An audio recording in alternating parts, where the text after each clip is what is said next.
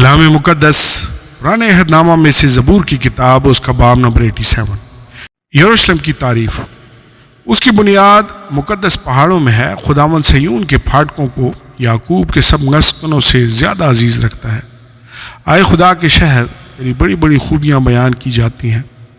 میں رہب اور بابل کا یوں ذکر کروں گا کہ وہ میرے جاننے والوں میں ہیں۔ فلسطین اور سور و کوش کو دیکھو، یہ وہاں پیدا ہوا تھا۔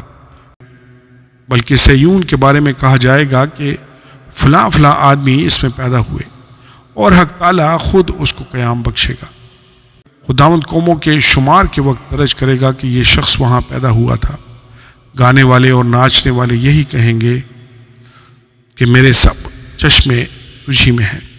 آمین اور آمین۔